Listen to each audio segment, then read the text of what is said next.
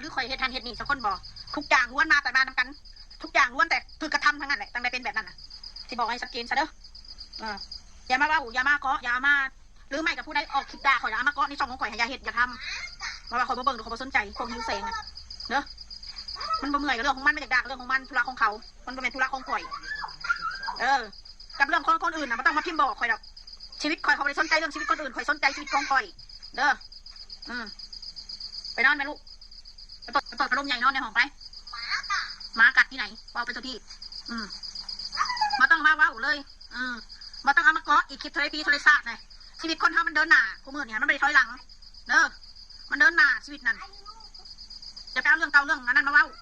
ทุกคนมันมีอดีตดีหรือบ่ดีมันมีอดีตเบิดคนเฮานะมันมีปมด้อยเบิดคนแต่ละคนความสุขมันก็อยู่ที่การทำตรงแหละเหตุมันมีความสุขกับความสุขเหตุมันทุกข์มันก็ทุกข์คนเฮาหันเรื่องการเจ็บการเป็นมันบ่เกี่ยวกับเวรกรรมทุกคนมีเจ็บมีป่วยมีไข้มีหนาวว่าทุกคนเจ็บตามกับเป็นเรื่องปกติบ่แม่นบาปขึ้นหูขึ้นตาอย่าไปหาเว้าถ้าจะมาบาปกับคนนอนในโรงพยาบาลมันบาปเมื่อวันทางสั่นน่ะคนเป็นร้อยเป็นพันแต่ละโรงพยาบาลแต่ละจังหวัดแต่ละบ้านแต่ละเมืองน่ะโอ้มันเป็นขี่บาปเพราะว่ามันป่วยอยู่ฮะเพราะก่อนที่ว่ายังหาคิดซะก่อนแน่สมองจะขึ้นไปตัวเองฉลาดกว่าคนอื่นหลายคนอื่นเขาก็ฉลาดคือกันนะเขาไม่ได้แสดงออกเรื่องงูแบบนี้ฮะ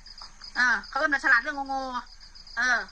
ฉลาดจากว่าส่วนคนอื่นนะตัวเองน่ะเก่งตัวเองน่ะเลิศว่าสันสายหาเฮ็ดหาทำต่อมึงรวยมึงก็รวยไปผู้ใดรวยผู้ใดมีเงินกันเลยมันมีไฟสะออนดอกสะออนคนบ่ได้กินเข่าพี่น้องเลยต้องสะออนเจ้าของเฮ็ดได้เจ้าของจังบ่หิวบ่อยากหาเฮ็ดหาทำคนเฮาน่ะมันยังมันก็บ่คือเฮาหาเองว่าพื้นเงินพื้นคำน่ะเฮาหาเองมันภูมิใจมากที่สุดอวดก็อวดแบบภาคภูมิใจอวดของเจ้าของน่ะแทนมีขอทานอะไรของคนอื่นให้กับส่วนให้กับเขาก็ดีใจส่วนเป็นให้เขาก็ถือว่ามีบุญผู้FCผู้คนสิให้แต่ได้กับความภาคภูมิใจมันก็อยู่นั่นที่เจ้าของคือเก่าเขาต้องสั่งตัวเองเพราะเป็นท่าแจกคนอื่นมาสั่งให้เฮาเพราะคุณชีวิตกันเลยมันยังน้อยด้วยซ้ำไปเหตุแบบนั้นถ้าทราบว่ามีลูกเขาจะเอานักกว่านี้ป่ะอันนี้เห็นแก่ลูกเห็นแก่ผัวได้ตอนลูกได้ตอนผัวแล้วกูเมื่อเนี่ยกูก็คิดได้แล้วกูก็ไม่อยากไปกลับเป็นแบบนั้นแบบนั้นกูก็ไม่อยากเป็นดอกแต่สถานการณ์มันบังคับให้กูเป็นกูจะบอกไว้ให้ซะเด้อ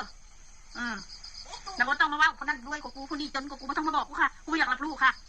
ตอนนี้คนสนใจโฟกัสที่ตัวเองค่ะเมื่อนี้สิกินข้าวกับหนังเสร็จยังกินข้าวสิมียังกินมื่อนี้โฟกัสกับตัวเองกันนี่ค่ะ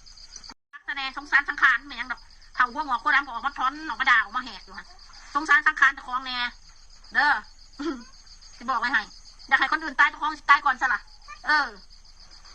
ว่ายังค่ะว่ามันมีความจริงการออกมาบอกมาปล่อยเขามาบอกมาว่านะมันมีความจริงของมูลความจริงนะมันมีแน่อย่าซักจะอวดหลายเด้อเงินน่ะมันบริเวณเงินบ่มีผู้ใดเป็นเจ้าของดอกเงินน่ะมันมีใครเปลี่ยนกันไส้ที่มึงมีที่กูมีเรื่องเงินน่ะผู้ใดหาเงินเก่งกับได้ไส้ดุนผู้ใดหาเงินบ่เก่งกับบ่มีไส้แค่นั้นเองความจริงน่ะถึงเวลาลงกับไปเบิร์ดบ่ได้ไส้ดอกจะผ่างามๆกันได้กระเป๋าแบรนด์เนมบ่ได้พายดอกถึงเวลาไปแล้วก็ได้ได้อวดแต่ต้นมีชีวิตนี่แหละคนเฮาน่ะบ่ได้ว่ากันดอกอวดก็อวดไปมันเป็นของตัวเองเนาะภูมิใจคือว่าแหละแต่อวดให้อวดข่มคนอวดยังก็แล้วแต่อยู่อวดข่มคนบอกไปหายซะเด้อกูว่ามันเคยมีหรอกูสิขี้เดียดมันเป็นยังกับกูเคยมีกูเคยจัดกูเคยบายกูขี้เดียดมาซะว่าเป็นยังว่ายังกับว่าหักก็ยังกับว่าหักกับสนใจกันเบิ่งกันบ่หักกันจะมาว่ากันใจกันต่อ